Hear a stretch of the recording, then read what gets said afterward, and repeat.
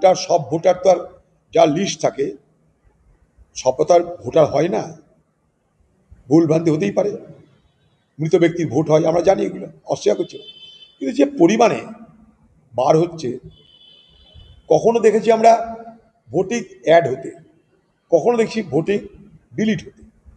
মহারাষ্ট্রের ক্ষেত্রে দেখলাম আমরা ভোট যুক্ত হলো, বিহারের ক্ষেত্রে ভোট বিযুক্ত হলো।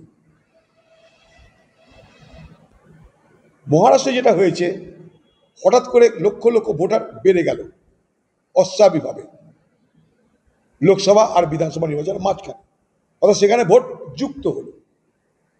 বিহারের ক্ষেত্রে কি হচ্ছে, ভোট বিযুক্ত হচ্ছে, এখানে যুক্ত কিছু হচ্ছে না। তাহলে এখানে তো জনসংখ্যা বেড়েছে, এখানে জনসংখ্যা যদি বাড়ে তাহলে মহারাষ্ট্রের মতো করে এখানে যুক্ত হচ্ছে না কেন? এই যুক্ত বিযুক্তর খেলার মধ্যে রয়েছে নির্বাচন কমিশনকে সামনে রেখে সরকারি দলের মানুষের ভোট অধিকার কেড়ে নেওয়ার একটা প্রক্রিয়া।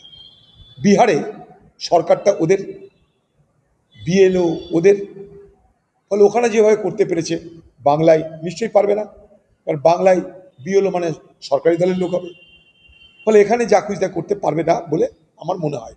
কিন্তু মানুষ সতর্ক হচ্ছে, যে হারে প্রচার চলছে তাদের মানুষের সতর্কতা বাড়ছে, তাই মানুষ চাইছে যে নথিপত্র ঠিক রাখতে। সমাজ মাধ্যমে নানা রকম ভয় ভীতির বাতাবরণ তৈরি হচ্ছে, নানা রকমের মিথ্যা অপপ্রচার হচ্ছে, সব মিলে মানুষের মধ্যে আতঙ্ক তৈরি হয়েছে। অনেক সময় পাওয়া যাবে পশ্চিমবঙ্গের সরকারকে মাথা ঘামাতে হবে, এটা সরকারের দায়িত্ব, সার্টিফিকেট দেওয়া, ডকুমেন্ট দেওয়া সরকারের দায়িত্ব।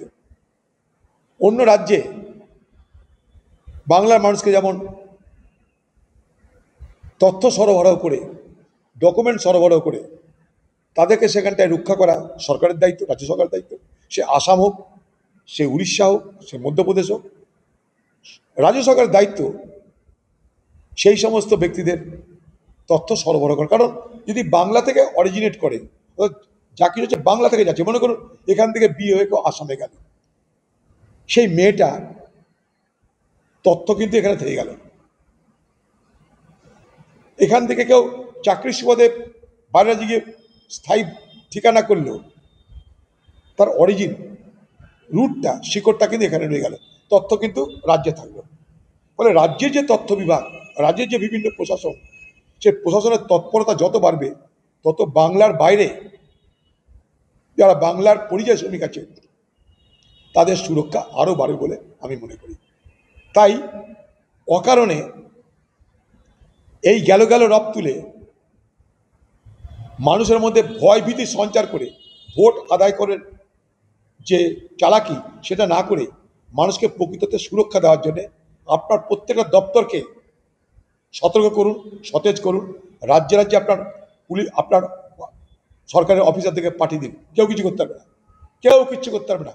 3 নম্বর, যাদেরকে যাদেরকে চলে আসতে হয়েছে বাধ্য হয়ে এই রাজ্যে, তাদেরকে ফের সেখানটায় পাঠানোর ব্যবস্থা করতে হবে, কেউ ঠেকাতে পারে না। এই ভারতবর্ষে যে যার খুশি যেখানে খুশি চাকরি করতে যেতে পারে, তাদেরকে ফেরত পাঠানোর দায়িত্ব আপনার, কারণ তারা অনেক বেশি রোজগার করার সুযোগ ছেড়ে আবার এই ভুকমারির দেশে চলে এসছে। এই ভুকমারির দেশ থেকে তারা চলে গেছিল, বাধ্য হয়ে যদি কেউ ভুকমারি দেশে চলে আসে, অর্থাৎ পশ্চিমবঙ্গে চলে আসে, তাদেরকে আবার স্ব জায়গায় যেখানে যেখানে তারা রুটি রুজি রোজগার করতো সেখানে পাঠানোর দায়িত্ব রাজ্য সরকারের, এটাই মনে করি। তা রাজ্য সরকারকে এই দায়িত্ব নিতে হবে।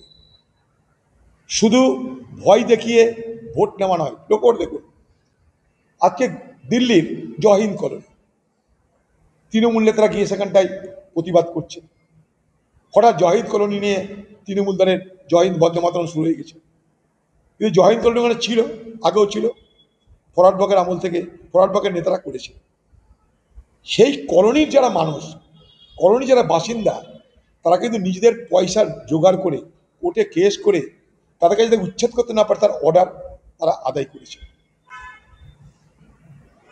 তখন কিন্তু পশ্চিমবঙ্গে তৃণমূল দেখতে জানি তাদের নিজেদের পকেটে পয়সা খরচ করে তারা কোর্টে গিয়ে তাদের নিরাপত্তা সুরক্ষার ব্যবস্থা করছে।